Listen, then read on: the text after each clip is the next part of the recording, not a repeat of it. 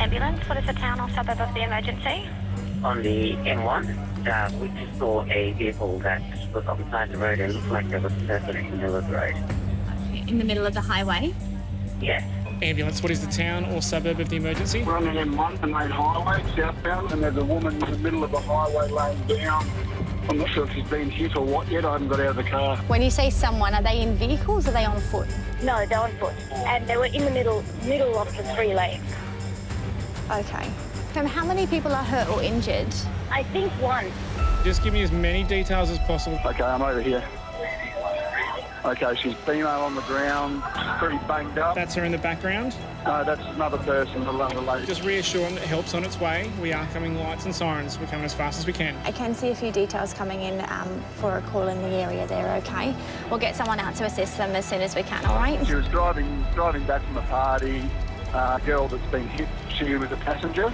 Understood. They had an argument. The driver pulled over to the side of the road. The passenger got out of the car and ran across the highway. Apparently a couple of cars avoided her, but a third car collected her. Understood. What part of the body was injured? She's pointing to her neck, just laying flat, their legs aren't moving. Just try and breathe in, relax. Just try and relax. If you can hear me still, just reassure them that help's on its way. Don't move unless it's absolutely necessary. Just tell her to be still and wait for help to arrive. Oh, Now, here they are now. we've got them there. All right, I'll leave you to it, okay? Great, thanks very much. Bye now.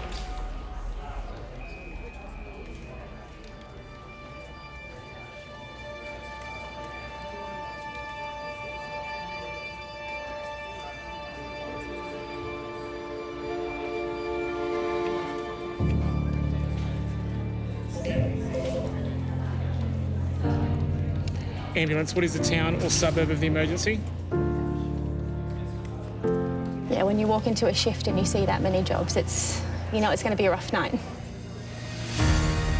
Every day, Queensland Ambulance receives more than 2,800 calls for help. Our 2-year-old had a cough all day, but she's struggling to breathe.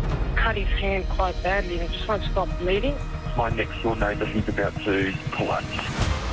With unprecedented access, Do you remember why you fell over? we follow emergencies from the heart of the operations centres You're doing a really, really good job, and the ambulance is nearly with you, OK? to the paramedics on the front line.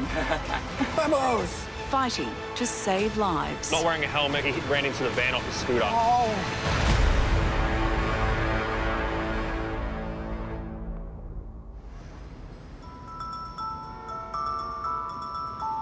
It's Friday night in Brisbane. On road, more than 250 paramedic responders will attend more than 650 call-outs. I reckon we're going to get a respiratory job tonight. I don't want to manifest that energy, man. What are you doing? I found a book for you today, actually, Shelley. Is it the Bible? No, Okay. no, it's not the Bible. God. Single Pringle! A book for Shelley Pringle Can't even read called that. Single Pringle. The search for the one can be tiresome, grueling, tragic, and downright pathetic. Oh, I feel attacked. I wanted to go and buy it, but it was $33. I didn't want to spend that on you.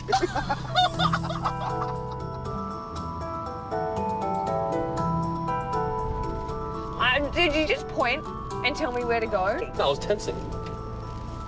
Look at my forearm, see? No, I think you were doing like... No, And you tried to be like, oh, yep, she knows and she's going to yell at me. No.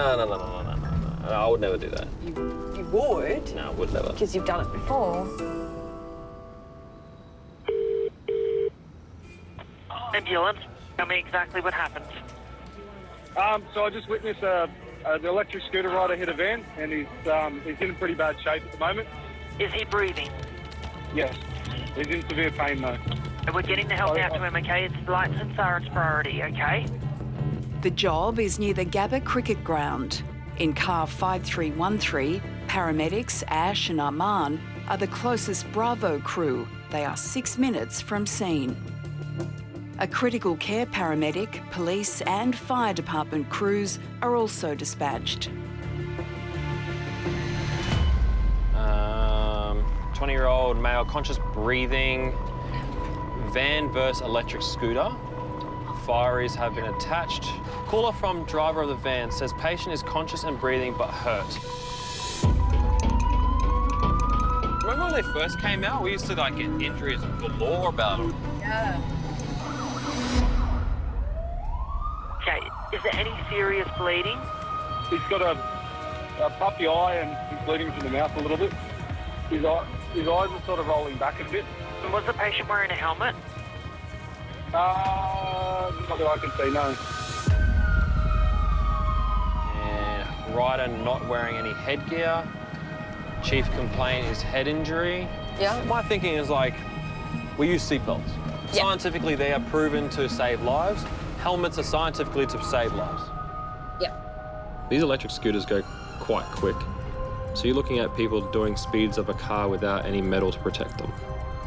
Yeah, look, there's some guys over there on a scooter with no helmet on. In a car crash, you know that there's airbags, most likely seatbelts, and a big metal vehicle. In a scooter, they have no protection, they don't have a helmet, and they're going the same speed as a car. That old mate there. With electric scooters, it's you versus the elements. So people come over the handlebars, they roll down the road. It just turns into a lot of trauma and a lot of mayhem.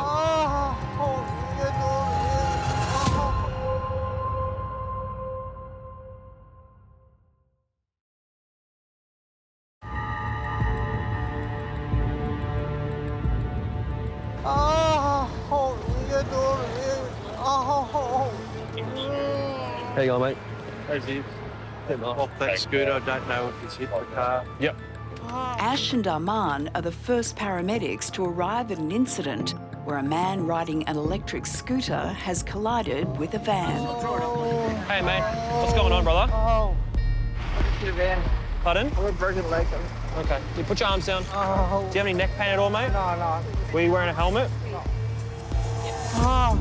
With high impact trauma, I want to protect the head and neck first, make sure that there's no head injury or any injuries to the neck. And then after that, we work from the head down. So we go head to toe, making sure we can rule out and rule in any injuries. Oh. So you've been awake the whole time? Oh. What day of the week is it, brother? Friday night. Keep your head down. Oh. Right, mate. Nice and still, nice and still, nice and still. You've got legs in that throat. Hey, mate, how are you? Good, thanks, sir. Yeah, good, brother. Critical care paramedic Mark will be able to administer more powerful painkillers than the Bravo crew. Not wearing a helmet, got hit, he ran into the van off his scooter. That's what I got so far off it. So hit the side of the van? Side of the van, yeah. Lay on your back, mate. This way. Leg pucker, more than what it is. All right, let me have a look at your legs, hey? Is it just the lower leg or the upper leg, mate? Lower leg. And then how's your hips, mate? Yeah. All right, I need you on your back, though. That's what we need. I need you Just all on. put a collar on your neck, just to remind you to stop moving your neck around as much, all right? When a patient's in extreme pain, it's hard for them to follow our instruction or our direction. My job as a paramedic is to calm them down, get the pain under control so we can have a conversation about their care and then continue on with their care. Stay nice and still for me. Hang on. The weight, man, the weight on her. Go ahead. Okay. Mate, just so you know, we're concerned that you might have an injury to your neck. That's why we have the collar on. No neck injury. No. All the pain in my leg. Just listen. Listen, you don't know that, so we need an X-ray to prove that, but we need you on your back and try to lay as flat as possible so we can actually... I can't deal with the pain in my leg right now, please, man. So your pain starts at your knee? Under. Sorry? Under my knee. Yeah, but it doesn't, it's no higher than your knee? No. And it goes all the way to your feet? Yeah. Okay, mate. The patient has a suspected broken leg. He will need high levels of pain relief before he can be moved. And we're going 5 of morphine straight up. Yep. We're going to start gently moving you around to get you into the car so you're not on the road anymore, all right? Open your eyes. Feel it. Sore. Is it a little bit better? Feel different? Oh, that's all hurt so much. Oh, we can't take it all away, my friend. Relax. No. I'm going to roll you back onto a board so we can get you out of here, all right? Take some slow breaths. As paramedics, I think we stand on a tightrope. We want to treat our patients at scene, but we also want to get them to hospital as soon as possible. Yeah, ready, guys? On 3. 1, 2, 3. 1, 2, 3. We know these patients are going to be in pain, so it's about controlling their pain and stabilising their injuries on scene, but also juggling the act of getting them to the hospital in a timely manner. As paramedics, we know that we can do pain management in the back of the ambulance, but it's also about understanding what we can do now and what the hospital can do better than us. That whistle is your pain relief, mate. Keep going on that whistle. No pain in your belly? No. What about here? No. Here? Down here? Perfect. Do you know what I do for a job? See if you're okay. Yeah. Am I an ambulance driver? Am I a paramedic? Am I a nurse? Am I a doctor? What am I? Nurse. Close, I'm a paramedic. Which is a white term for a fancy word for nurse. Nurse with a truck. Okay. Nice. You still got a sense of humour, mate. That's good. Thank you. I think conversation is probably one of the best medications that we have.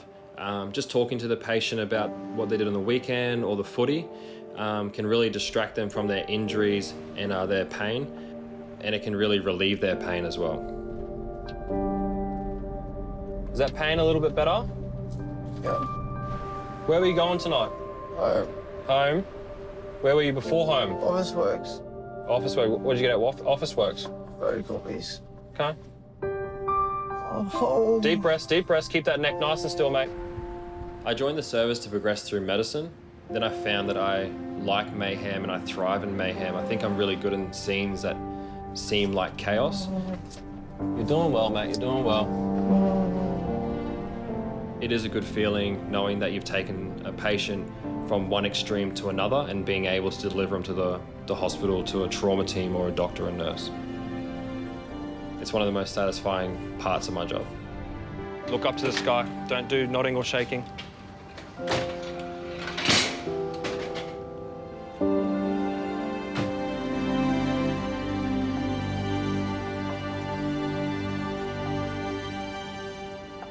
Yes! Guess how much money I just won on the lotto? How much? $25. Oh, what? Go home now. Go home. That's it. You're done for the night. Excited. That's more than the ticket cost. I've never won more than what the ticket cost. Far out. Well done. Best day ever. Your door's not shut, Papa. I actually love night shift. There's not many ambos that would agree with that statement. It's a pretty unpopular opinion, but I guess there has to be some night owls like me. Something really does change when the sun goes down. You always know that night shift is going to be a roller coaster. I love sleeping through the day. Hey, I love waking up and just like, nah, all I've done today is sleep. Do you even get sleep at home having kiddos on the weekends? Oh, yeah. There's been more than one occasion where I've woken up to them bloody fighting and screaming and then mum screaming. I would be so scared to wake you up post night shift.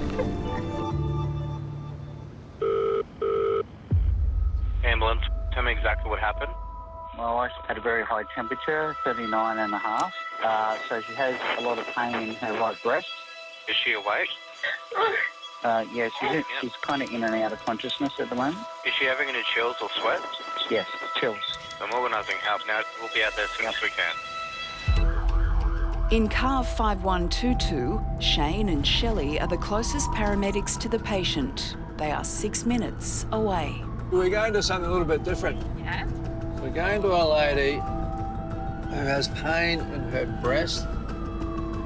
They're her implants, apparently. Oh. Yeah. So maybe it's a recent procedure she's had. Something I've learned over the years is you don't always turn up to what you're told you're going to. You think it could be quite a minor case, and when you get there, it turns out it can be quite significant, quite serious, quite life-threatening. You have to be prepared to change your mindset very, very quickly. G'day, mate. I'm Shane. We've got Shelley. Hey, Shane, Shelley. Through the bedroom, turn left. What's this lady's name? Christy? Christy. Christy. You're not very responsive at the moment. Christy.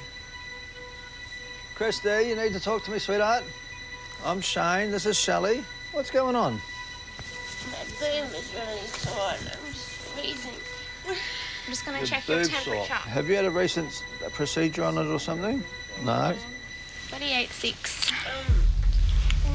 Does your boob look swollen? Yes. Is it red? No. All right. Whereabouts is it swollen? Is it swollen around the nipple region? On the side. Or on the side? Christy, I need you to sit up on the edge of the bed there so we can do the blood pressure and that. What score out of 10 is your pain at the moment, though, in your boob? Okay. All right. Heart rate was 105. The patient has a fever of more than 38.5 degrees and an elevated heart rate. Combined with severe swelling in her breast, her symptoms indicate a serious infection, putting her at risk of sepsis. How long ago did you get the implant? 15 years. Oh, 15 years ago. Yeah. Oh, OK. Sepsis is a localised infection that's progressed into the blood and throughout the entire body. It seems to be a condition that seems to sneak up on people. It starts with minor inflammation, which has progressed very quickly. How long has it been swollen and feeling like that? Today. Just today? Yep. So it was OK yesterday, Yeah, as far as you're aware? Yep. It's very life-threatening. It is one of the biggest killers here in Australia. Anybody who's got any signs of sepsis needs to be treated seriously and treated quickly. What's hurting my boob now? It's just in your arm. Might be better. It might be better.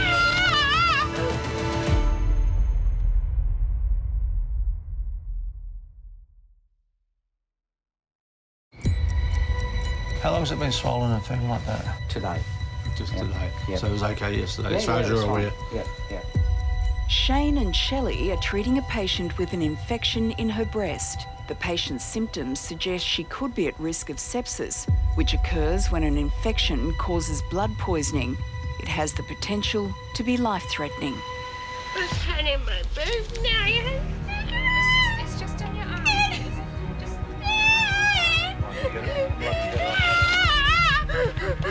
Sorry, darling. We'll pop it on your other arm, okay? All right. It's off now. Christy. Sorry. That's all right, It's all darling. right. I didn't mean to hurt you. So that really aggravated the pain, did it, darling? All right, no problems. No problems. I'll tell you what. What we'll do is we'll leave that and I'll do it with a manual cuff in the car. But, Christy, look at me, sweetie. Look at me, open your eyes. I know you're in pain. We're going to give you some tablets for you. And we're going to take you up to the hospital and get this looked at. Because it really needs to be seen to, okay? The patient needs to be transported to hospital as soon as possible for early intervention with antibiotics and intravenous fluids to prevent any risk of septic shock. There's a theme here, isn't there? That's Christy. That's it, darling. Yeah, I know it's cold, sweetheart. I understand that, okay? I don't want to sound stern, but I know that you'll be better once you're laying down, okay? Quite often when we get a patient and you can see that they're very anxious and they've got quite significant levels of pain, we are aware of what the problem is, but we can't actually fix the problem. All right, sweetheart. I'm going to put a sheet over you, all right? What we can do is we can manage the pain and it makes the patient more comfortable, more at ease. But at the same time, talking to them, reassuring them, that quite often helps to settle things down.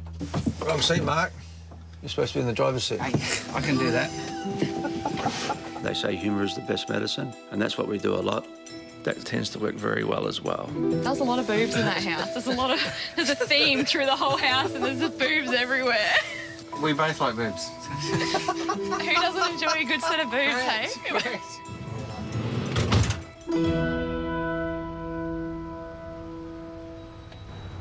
Dream on California, cash on. Dream on California, cash on. In car 5135, TJ and Tim are 3 hours into their 12-hour shift. My calves are tight, bro. I don't know what's going on. Nothing to do with that horrendous CrossFit session you had before work. What time do they have that if you do it before work? It starts at 5, finishes at 6. TJ is an ambulance technician and is part of QAS's culturally diverse program, which offers on-the-job training and university study to become a fully qualified paramedic. The first day I met TJ, he had this massive grin on his face, and he was one of the warmest people that I met from the service. Prior to our partnership, I was his mentor for his cadetship program. Oh my gosh, bro, I've been having cold showers. It's a bit rough, eh, bro? Someone real successful says that you should do that. They're all lies. I think people have described me and TJ's relationship as a bit of a bromance. I would attest to that. We really love working with each other. We have a lot of fun. You still have me. I love you. I'll be back.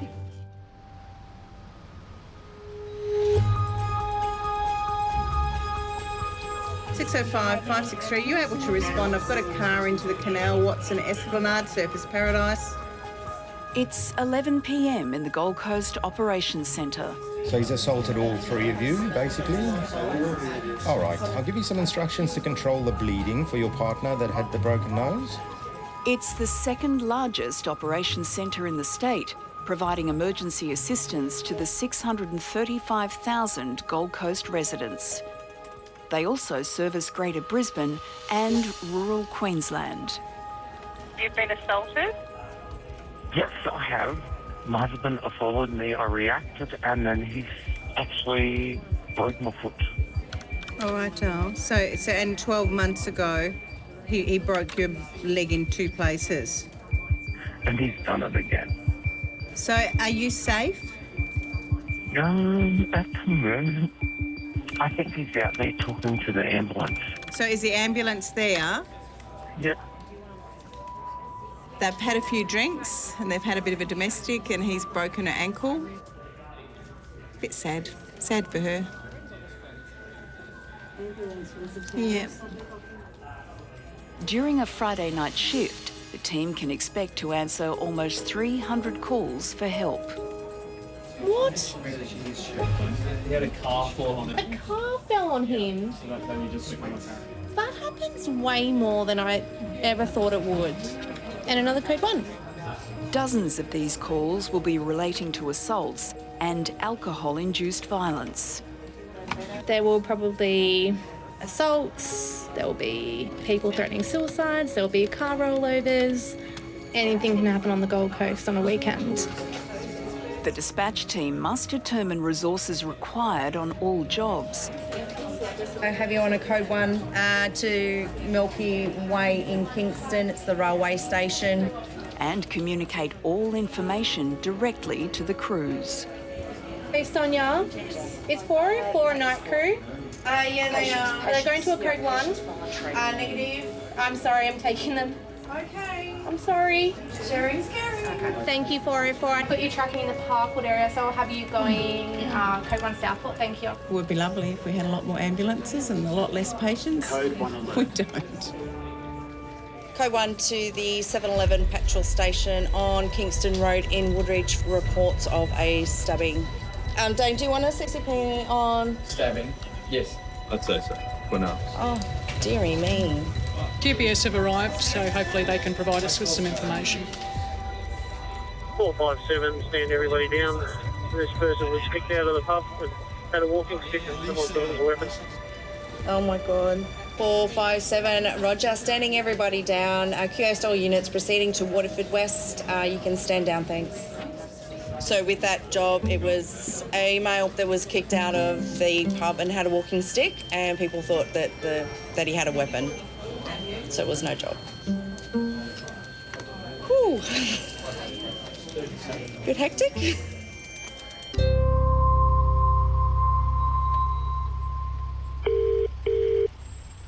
Ambulance, what is the town or suburb of the emergency? Gravestone. So tell me exactly what happened. I was just falling asleep and I looked over and my partner was having a seizure and she has a connective tissue disorder called Ehlers-Danlos syndrome, which means that joints dislocate very easily. So she now has two dislocated hips, a dislocated shoulder and a dislocated jaw from the convulsing during the seizure. So has she had more than one fit in a row? Yes. Okay, and was she alert between the fits? A little bit. I'm just organising some help for you now, okay? So if she gets worse in any way, or if she has another fit, I want you to call us back immediately on 000 for further instruction. They are experiencing extremely high volume of workload, so we'll be there as soon as we can. It has come through as a code 1 though, so we'll be coming lights and sirens. I have another code 1. 21-year-old female. History of joint disorder. She's had a seizure and now dislocated both hips. That's gotta hurt. Yeah, that's really gonna hurt. Ouch. Oh, hang on. She's dislocated her hips, shoulder and jaw.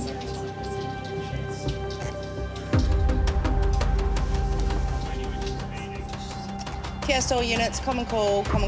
Any units available, code 1, Flagstone. 501135. I have code 1 details coming through for you for Flagstone, thanks. 135, thanks, comms. In car 5135, TJ and Tim are the closest available crew to the patient, who is 40 kilometres south of Brisbane. The patient has 4 separate dislocations caused by a seizure. She has Ehlers-Danlos syndrome, a rare inherited condition that weakens the connective tissue that holds joints and bones together. This is awful. It's not really saying if this has been a sudden onset or a gradual onset. It's interesting how, I guess, seizures can present as well. A patient presenting with multiple issues always provides a complex situation. You've got to be aware of what seems to take priority, what's the most life-threatening. Could be a bit concerning, this show. When a patient has a seizure, it can either go one or two ways. They either self-resolve quite quickly, or when a patient has a prolonged seizure, that becomes severely life-threatening in the sense they're not receiving adequate oxygenation. So immediate medical attention is required for those patients. Oh my God, that poor girl. The one with Ehlers-Danlos syndrome. Yeah. It's a horrible disease. All your connective tissue gets wiped out. So all the things that hold all your like all your joints together, everything dislocates, and it's horrible. Oh, that's really sad.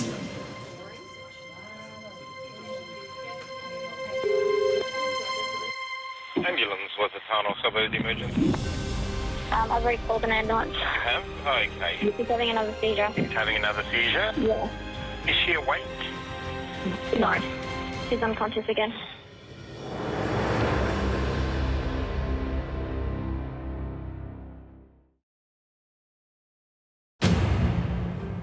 She's having another seizure. She's having another seizure? Yeah. Is she awake? No. She's unconscious again. How many seizures would you say she's had? I've seen at least 3. Okay, we are trying to get there as quickly as we possibly can. The patient is drifting in and out of consciousness. Decreasing level of consciousness. What's your gut, TJ? We might be in for a big one here. TJ and Tim are responding to a 21-year-old female suffering from multiple seizures. The patient has Ehlers-Danlos syndrome, a rare disorder that breaks down connective tissue, and the seizures have caused multiple joints to dislocate. Oh, this girl's having another seizure. What's our alpha situation? I'm just having a look now. Code 1 if you do find them. Yeah, CCP's in. Yeah, code 1, please. With the patient's condition deteriorating, an Alpha crew with a critical care paramedic has been dispatched from Nathan Station. He's equipped with specialist training and stronger drugs to help the patient. He is 20 minutes away. TJ and Tim are still 15 minutes away. Okay, she's conscious now and no longer feeding. Okay, she's obviously going to be in a fair bit of pain, especially due to all those dislocations. Yeah, she's in a lot of pain. Yeah. She can get dislocations during seizures, but not this many. Usually this is a lot of dislocations in It's her. more than she normally gets with the seizure. Okay. My side. When I go into a stressful situation, I try to take a calm approach. It allows the patient to feel like they're in safe hands, and relieve them from some of the anxiety that they're feeling. Can you grab a stiff as well? Yeah.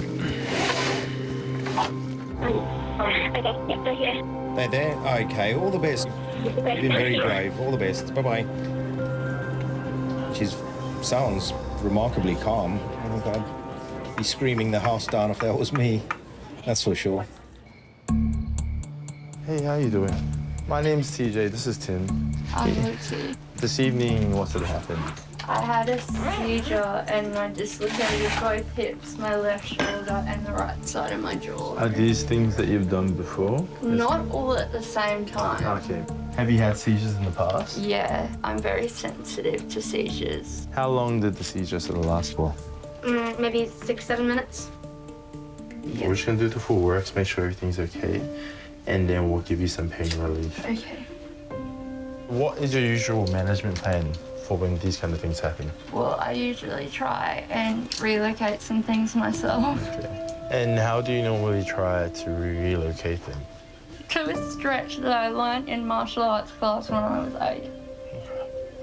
And then if it's not successful? It's never not been successful. You're very brave. When we're dealing with a patient who suffers from a chronic condition, especially to do with pain, I'm amazed by their resilience in dealing with that pain that they have. How often does it sort of happen? Oh, it depends on a lot of things. I have really good weeks and really bad weeks. When's so that? I can go like weeks without calling, and then I can have 1 week where I'll see you guys like 4 Every day. times. Yeah. Okay. The average person like myself would be screaming out in pain or in anguish. But we can see that they're sort of able to battle through. And yeah, I really find that quite amazing. What's your pain out of 10, Lucy? A good 9.5. 9.5, Reaching eh? my pain threshold. Where do we normally get a good line into? Pain Yeah. in my arm. Okay. All right, we got another visitor for you, Lucy. Got another visitor. The CCP's here, TJ. Hello. Hey, mate. Hey, how you doing? Good, thanks. CCP Surge brings additional skills and clinical management and will assist in administering high-potency pain relief. The most effective way of giving this is through an IV. There's just one, he's just a bit tricky. Seems to be moving quite a bit. It's not your fault. With disease progression, your veins collapse. The other side might be less sharp. Sorry I have to go through all this, hey? Just can't feel it. I honestly couldn't even feel that one. I'll do anything for some pain relief. Oh no, how about we go with some intranasal fentanyl? The patient's blood vessels are collapsed, meaning IV access is not possible. So she's given intranasal pain relief, which also allows for prompt narcotic administration. All right. 1, 2, 3.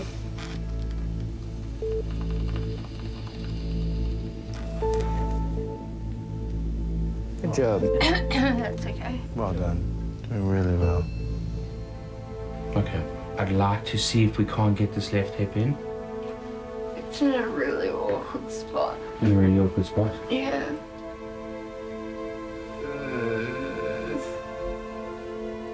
Doing really well.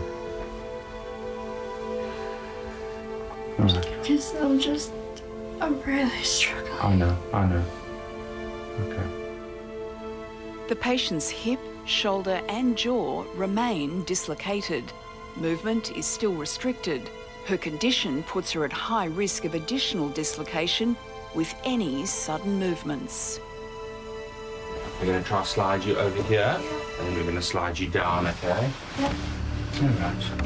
Nice and easy, okay? Yep. 1, 2, 3. There you go. See? Now we're going to take the blanket with. Is that okay? It's much nicer than our blankets. Yeah. All right. There we go. Doing really well. Small little bumps. Get a little bit better? A little bit. Just steady, just gonna... So Lucy, I'll avoid absolutely every bump and pothole I can, okay? Yeah, the roads are pretty choppy out this way. Yeah. Take it really nice and slow. See you on the other side, Lucy. You've been awesome. Thank you. It'll help with the pain a bit. It's good to hear. You had quite a large dose. Yeah.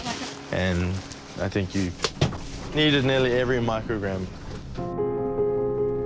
TJ is this infectiously positive person. That shoulder's still out of place. He's got a very gentle nature and is hugely kind-hearted. Are you warm enough right now? You let me know if I can help you in any sort of way, okay? He has a real talent at communicating with patients and making them feel safe and secure. Get you into resus and get you sorted. And I really think that shows his high level of emotional and social intelligence. How'd you go, Lucy? Yeah, not too bad. Not too bad? Yeah? Great driving, by the way. You might be better than you. Really good driver. I'll try not to stuff this bit up.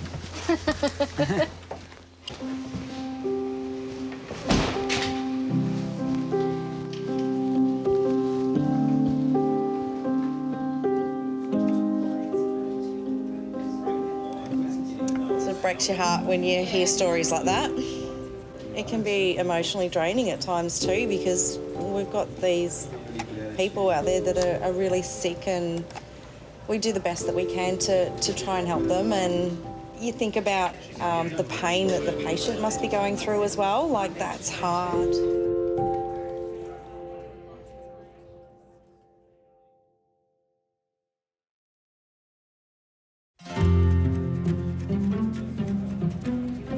I'm going to tell you how to deliver the baby then. Oh, great. Now, is she pushing or straining yet? No, she's just wanting to have a smoke. Okay, don't let her have a smoke. Not allowed to have the smoke.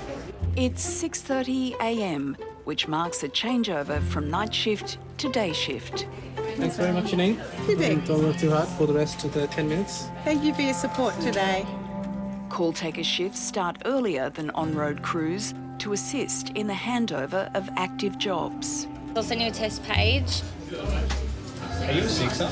Yes. I should be leaving. Yeah. 4 and 7. Thanks so much, guys. Details are coming through. I'll find the closest CCP for you also. Ambulance, what's the town or suburb of the emergency? Tell me exactly what's happened. Her mum was filling up the hot water system, and she's just walked right into the water. Who's walked right into the water, sorry? Her daughter. Okay, and how old is she? She's one at the moment. What parts of the body were burnt? Her stomach. She keeps scratching and hitting it. QAS2 Alpha 6065. Just confirming your code of 1. We've got a 1-year-old female. She got burned with hot water about an hour ago. Burns occurred an hour ago. Poor thing. 135, copy, proceeding code 1. Roger, thanks. Hey, Joel, for this burns, do you want a CCP? She's got burns all over her stomach from hot water. Yeah, no, send them. QAS2 Alpha 606535, code 1, backup details coming through. Roger, thank you, code 1. Critical care paramedic Paul Boosted is dispatched from Woodridge Station. He is 13 minutes from scene. Tim and TJ in car 5135 are nearing the end of their shift, but are the closest to the patient, 9 minutes away. Given the patient received burns an hour before calling QAS, time is critical. With burns, especially with little ones, they've got quite the potential to get quite nasty and painful. So we always attach higher up, critical care, even the Peru sometimes, depending on the severity where the burns are. Just make sure it doesn't affect the breathing, or the burns aren't, make sure their skin doesn't peel and everything. They get pretty bad. Burns can be quite complicated to treat. The most important stage of management is the initial cooling of that burn site, because what unfortunately happens is as that tissue burns and remains hot, it starts to burn other tissue as well. So the sooner we can take the heat out of that burn, the better the outcomes. I'm just going to give you some instructions, okay? So just cool the burn for up to 20 minutes with water, okay? So we can put her in, say, like a bath or something? Yeah, absolutely. Don't submerge her in the bath, but just apply that cooling water to the burns area. I'm just a bit concerned. It's been an hour since the burn has occurred, so we'll get just a temperature gauge on him while I have a look at the burn. Children have sensitive and thinner skin layers than adults, which puts them at a greater risk of deeper burns. Oh no, we've driven ourselves into something here. When a patient is burnt and proper first aid isn't applied, the skin is going to continue to burn.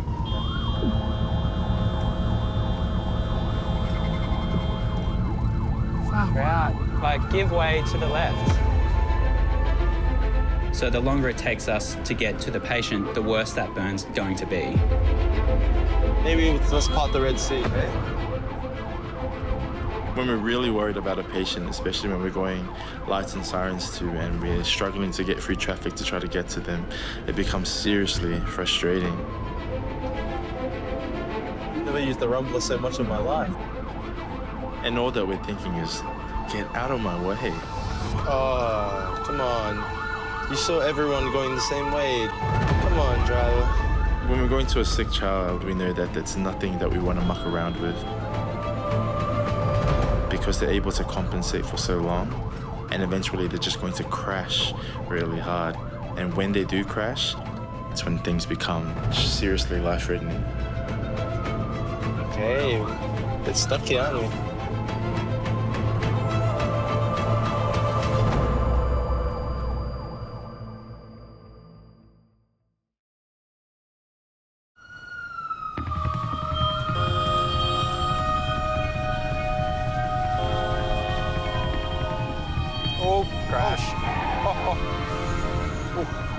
Well done.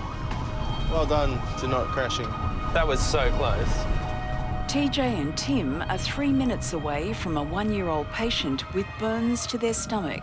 Due to the age of the patient, critical care paramedic Paul Boosted has also been dispatched.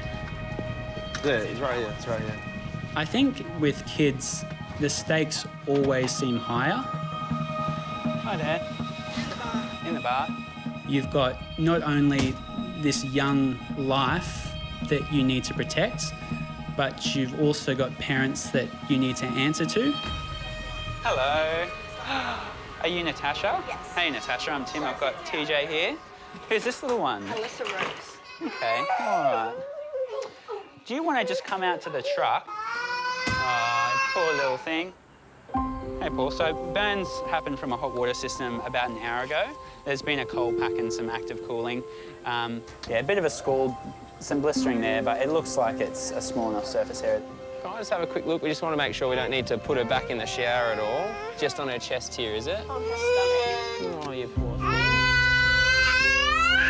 I'm sick. While the burns appear to be superficial, it's not possible to determine the true depth of the burn on scene, so the patient must go to hospital for further assessment. Look at that.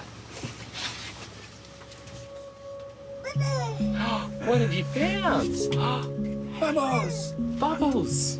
I've found that any distraction that you can give to a toddler is going to work to your benefit. You want more bubbles? All right. We found our analgesia, I think. Yeah. The bubble one was handed down from an old mentor of mine. She was a mum with 3 kids. She told me that bubbles are better than any tool we have in our primary response kit. You do the bubbles and I do the glad. All right. Here, give it a blow. Can you blow?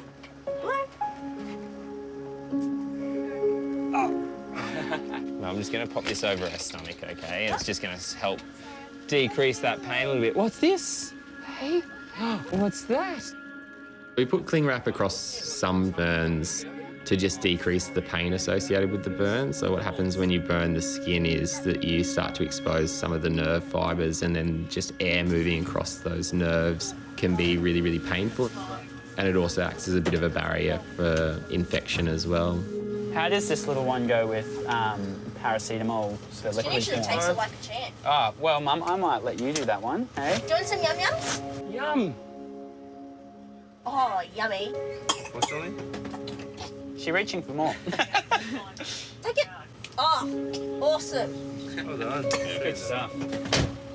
I learnt a lot from my mum. She was a single mother who worked full-time as a registered nurse. I'm going to measure your muscles. Boop. I'd often see her come home from a very exhausting day and be absolutely spent, but she was fulfilled. How is she, Mum? She's good. She's good? Her milk. Perfect. She definitely taught me to treat people with kindness and compassion. We're at the hospital now.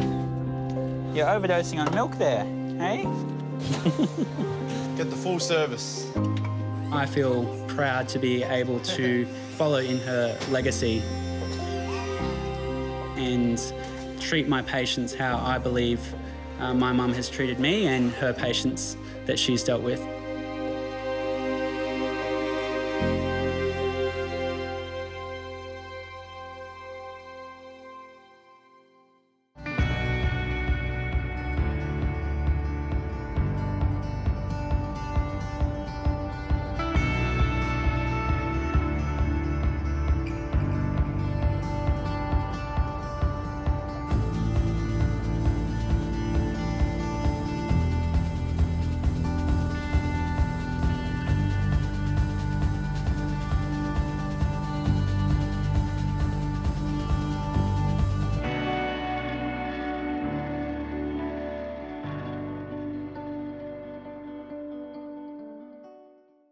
Next time, There's been a motorbike accident. an incident on the freeway. Motorcycle with sidecar, the wheels come off. Biggie, breathe! Breathe, mate!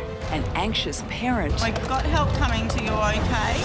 And a helping hand makes all the difference. All she wants is a little bit of human touch.